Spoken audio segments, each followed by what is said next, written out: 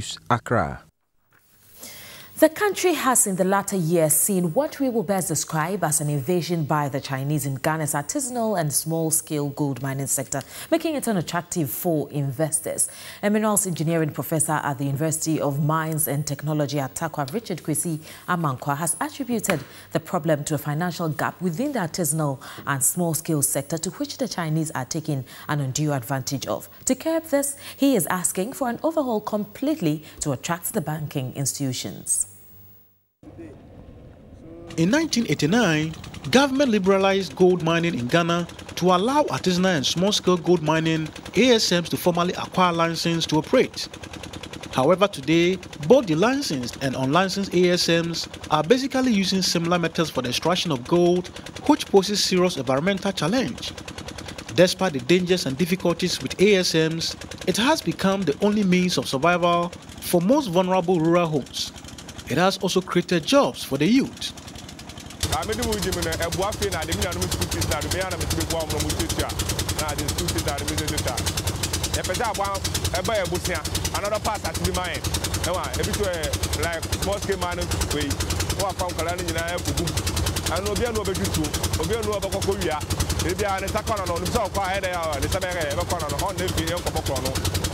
Beside the numerous criticism and challenges faced by artisanal and small-scale mining operation, the sector is grappling with how to deal with the Chinese invasion despite several police swoopes.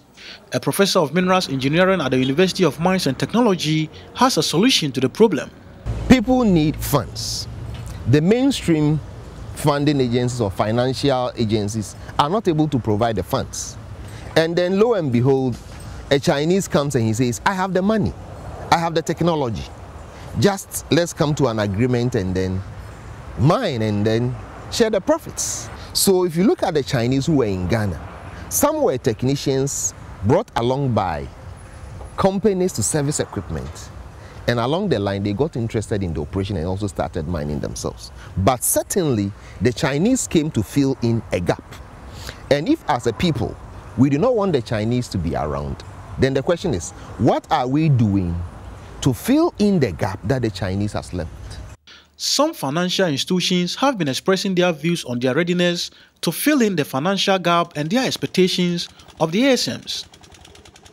So once you have a concession, and then with a digging permit from the Minerals Commission, and you are registered with the Registrar General's Department to do the business of mining, and then we also see that you have the certificate from the Environmental Protection Agency, then it means that you have fulfilled all the requirements of the law. And therefore, it means that the business can be in operation for as long as you have enough minerals in your concession. We will readily finance it. We offer facilities to small-scale miners. In offering these facilities, we look at their license, whether they are licensed with the right licensing authorities.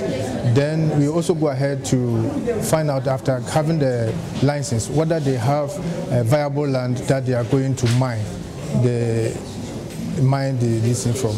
Then we also go on to look at their financials, how viable their cash flows and others. If all these documentation are right, we will not hesitate. We don't hesitate in offering them such facilities. Civil society says the situation requires an across-board stakeholder dialogue of the issues facing artisanal and small-scale mining. Reporting from the Western region, I am Kwesi Agyei Annim for Versatile News. Government late last year introduced a controversial